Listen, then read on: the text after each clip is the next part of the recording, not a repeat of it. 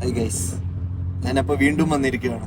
പടത്തിന്റെ ഒരു first impression, എന്റെ ഫസ്റ്റ് ഇംപ്രഷൻ പടം കഴിഞ്ഞ് ഇറങ്ങി. ഇന്റർവെൽ ഉണ്ടായില്ല നമുക്ക്. സ്ട്രെയിറ്റ് 2.25 മണിക്കൂർ എങ്ങാണ്ടായിരുന്നു പടം ഉണ്ടായിരുന്നത്. പടം എനിക്ക് വർക്കായി, എനിക്ക് ഭയങ്കര ഇഷ്ടപ്പെട്ടു, എനിക്ക് ഭയങ്കര ഇൻട്രസ്റ്റിംഗ് ആയിട്ട് തോന്നി. മിസ്റ്ററി ത്രില്ലറാണ് പടത്തിന്റെ ജോണർ. നിനക്ക് എങ്ങനെ തോന്നി? എനിക്ക് പടം ഇഷ്ടപ്പെട്ടു. Overall it's a good movie. It's a good movie for me. പക്ഷേ എനിക്ക് ഇടയ്ക്ക് ചില സ്ഥലത്തൊക്കെ ചെറിയ ലാഗൊക്കെ അടിച്ചു. പക്ഷെ അവന് ലാഗ് അടിച്ച സാധനം എനിക്ക് ലാഗ് അടിച്ചില്ല. അതാണ്.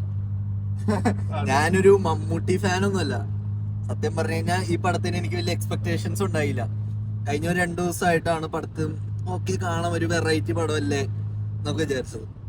എനിക്ക് മൊത്തത്തിൽ പടം തുടങ്ങിയപ്പോൾ ലാസ്റ്റ് വരെ ഇൻട്രസ്റ്റിംഗ് ആയിട്ട് തോന്നിയത്.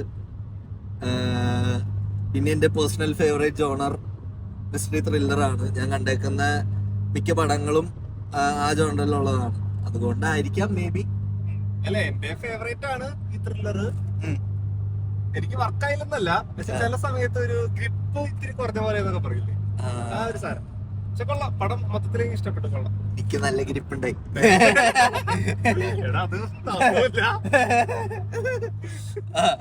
അപ്പൊ എല്ലാവരും പടം തിയേറ്ററിൽ പോയി കാണും. തിയേറ്ററിൽ വാച്ചിനുള്ളതുണ്ട്. പിന്നെ മമ്മൂട്ടി കമ്പനി മൂവീസിന്റെ ഒരു മമ്മൂട്ടി കമ്പനി പ്രൊഡക്ഷന്റെ ഒരു ക്വാളിറ്റി കീപ്പ് ചെയ്തിട്ടുണ്ട്. പിന്നെ എല്ലാവർക്കും അറിയണ പോലെ മമ്മൂട്ടിന്റെ ഒരു നെഗറ്റീവ് ഷെയ്ഡ് ആണ്, വിനായകൻ ഉണ്ട്. അപ്പൊ അത് നല്ല രീതിക്ക് ബാലൻസ് ഒക്കെ ചെയ്തു പോയിട്ട് ഒരു നല്ല പടം. സ്പോയിലേഴ്സ് ഒന്നും പറയുന്നില്ല, എല്ലാരും പോയി കാണാ. നല്ലൊരു പടം അല്ലേ? അതെ, ഇപ്പൊ നീയായി പടത്തിലാണ്. അപ്പൊ എല്ലാവരും കണ്ട് പിന്നെയും ഈ വീഡിയോന്റെ അടിയിൽ വന്നിട്ട് വേണമെങ്കിൽ ഒരു കമന്റ് ഇട്ടോ അല്ലേ? നിങ്ങൾക്ക് അവർക്ക് ഇഷ്ടപ്പെട്ടു നമുക്ക് അറിയണ്ടേ.